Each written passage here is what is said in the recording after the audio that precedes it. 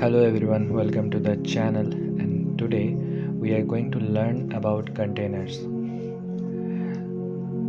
So up to now we have seen that how the row and the column works. Now we will see that how a container works and the properties of a container. So we have taken a column, and in this column we will add a container. So now we have a container, or we can directly take a container in the scaffold as well, because it is a good practice. If you are not changing the color of the scaffold, then you can directly add a container to the scaffold and then change the background color. So now we have a container, and you can make a container conditional, like for a boolean value or anything. We will discuss it about it later. Now you can set the width and the height of the container. If you do this at percentage, then if we make the width 90%, then you can see the container is 90%, and let the height be 90%. If you change it to 70%, then it will be 70%. Now why we use container? Let's say we want to make a post UI, like user post. So like in social media, you can you know that we design UIs for post. So this container is at the left side. We have alignment option, so make it at the center.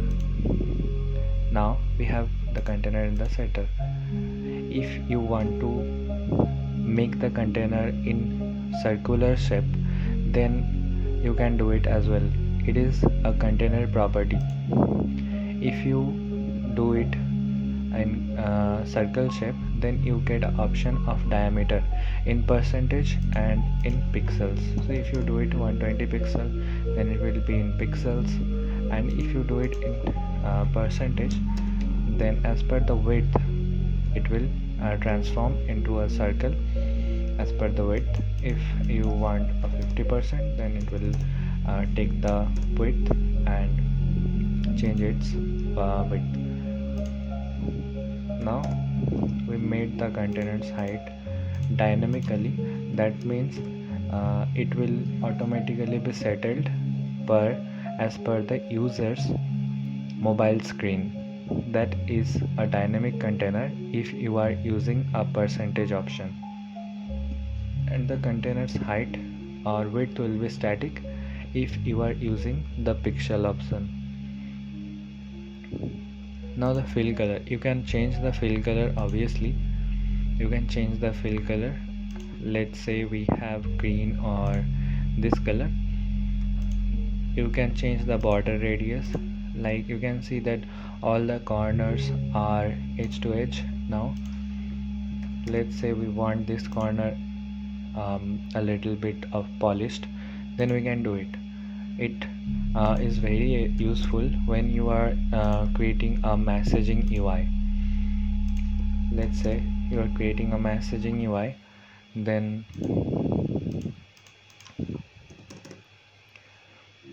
it should look like this, and in this box you can adjust text. Like you can add a column. In this column you can add a text, and you can make the column give the column some padding from up and down.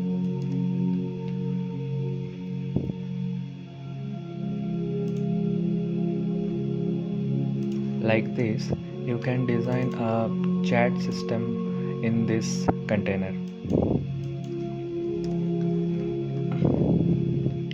Say hello there, hello Steve, or hello Michael, how are you? And if you want to give the timestamp, you can do it as well. You will take another text and dynamically generate the time. Let's say the message was at 6 p.m. so it will show that the message you have received is at 6 p.m. So containers work like this and very useful when you are designing any type of UI. And also you should know about the background image, that you can change the background image of this container.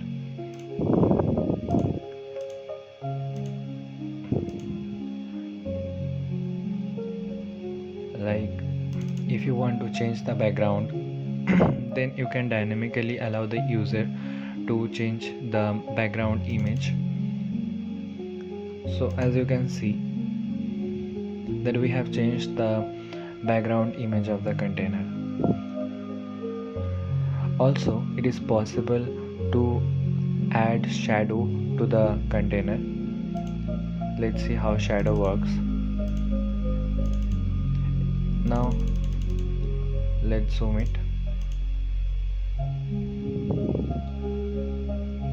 and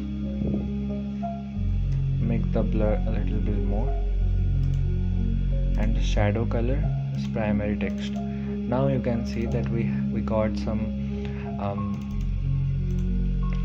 box shadow at that point.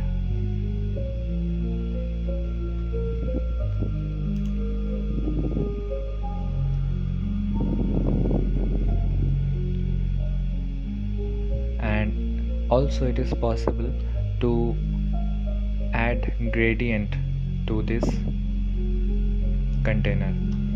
As you can see that we have added a background image.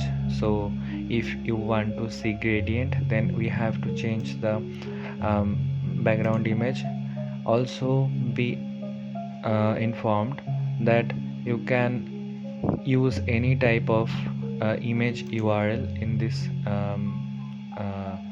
background image section. Like this is the path. If you paste any image URL, then you can access the image URL and change the background image. So we will not any of this. We will change the gradient. For now, turn off the box shadow. Now we will add gradient. As you can see, there are mixture of two colors. You can change the color also like this.